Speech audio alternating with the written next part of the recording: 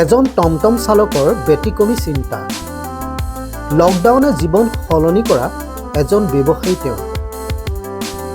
নিজৰ টমটমখনকে দোকান কৰিলে তেওঁ।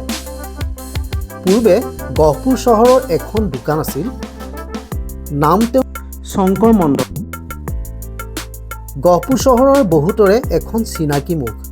খুবেই সুন্দৰ ব্যৱসায় চলিছিল তেওঁৰ। নিজৰ 5জনীয়া পৰিয়ালটি সুন্দৰকৈ পোহপাল দিবলৈ সক্ষম হৈছিল তেওঁ।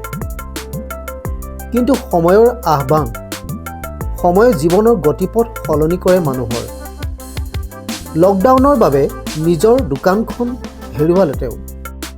উপায়বিহীন শংকৰ মণ্ডলে টমটম এখন ক্ৰয় কৰি ভাড়া মাৰিবলৈ আৰম্ভ কৰিলে। কিন্তু টমটমৰ উপাৰ্জনেৰে পৰিয়ালৰ পোহপাল দিবলৈ অসুবিধা হোৱাত ব্যতিক্ৰমী চিন্তাৰে এক বুলি দুই স্বীকাৰ কৰাৰ কথা চিন্তা কৰিলে তেওঁ। টমটমখনকে এখন সৰু দোকান হিচাপে গঢ়ি তুলিলে। দুটাকৈ বেগত এখন সৰু পাণ দোকানত থকা সামগ্ৰী লৈ ফুৰে তেওঁ। দেখাত বিষয়টো সৰু যেন লাগিলেও ই যেন আনে নকৰা এক ব্যতিক্ৰমী চিন্তা। এনে চিন্তাৰ বাবে নিজৰ পৰিয়ালটি সুন্দৰকৈ পৰিচালনা কৰিবলৈ সম্প্ৰতি সক্ষম হৈছে তেওঁ। আমাৰ হাতত শংকৰ মণ্ডলৰ কিছু মন্তব্য আছে, আপোনালোকলৈ আগবঢ়াইছোঁ।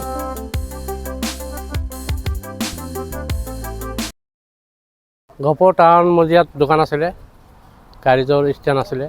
এতিয়া মোৰ লকডাউনৰ আগত মানে দোকান ভাঙি দিলে মালিকে, জেগা নিদিয়াৰ কাৰণে টমটম এখন ল'লোঁ। লৈ পেলাই ঘৰত মোৰ 4-5টা পৰিয়াল, তাৰে এতিয়া উপায়টো নাই, চলিবতো লাগিব। টমটম এখন লৈ যেনে পুৰণা টমটম এখন লৈ চলি আছোঁ। তেনেকৈ চলিব নোৱাৰা হ'লোঁ। টমটমত কি বিকা? টমটম তামোল পাণ কিবা বিৰি চি চাদা কিবা কিবি ধৰক দোকান দিওঁ, 2 টকা ওলায়, ভাড়া 2 টকা মাৰোঁ, তেনেকৈ চলি আছোঁ আৰু। নামটো কি আছে? শংকৰ মণ্ডল। গহপুৰ টাউনৰ এই বিশাল হোটেলৰ ওচৰত একদম মাজমজিয়াত দোকান আছিলে। তাৰে মালিকে দোকান ভাঙি দিয়াৰ পিছত মালিকে জেগা নিদিয়াৰ কাৰণে মই উপায়হীন ওপৰত চলিব লাগিব।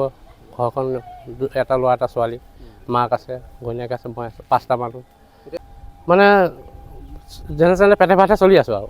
তেনেকৈ সম্পৰ্ক নাই, খেতি বাতি নাই, খাওঁ। চৰকাৰে চাউল দিছে, খাওঁ। মেডিকেলৰ ওচৰতে, হয়, মেডিকেলৰ ওচৰত ঘৰ, একে কাষতে ঘৰ। কষ্টটো কৰিবই লাগিব, কিবা এটা কৰিব হ'লে ধৰক।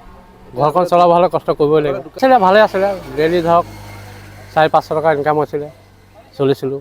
এতিয়া ইনকামটো আকৌ কমিছে, ধৰক 200-300 হয়, 400 হয়, কেতিয়াবা মাল চাউল বেছি 500 টকা হৈ যায়। তেনেকৈ চলি আছোঁ। পঢ়াই আছে, শংকৰদেৱ স্কুলত পঢ়ি আছে। ছোৱালী ক্লাছ 8ত, ল'ৰা 4ত। মানে লকডাউনৰ কাৰণে জীৱনটো সলনি হৈ গ'ল। সলনি হ'ল, বহুত সলনি হ'ল।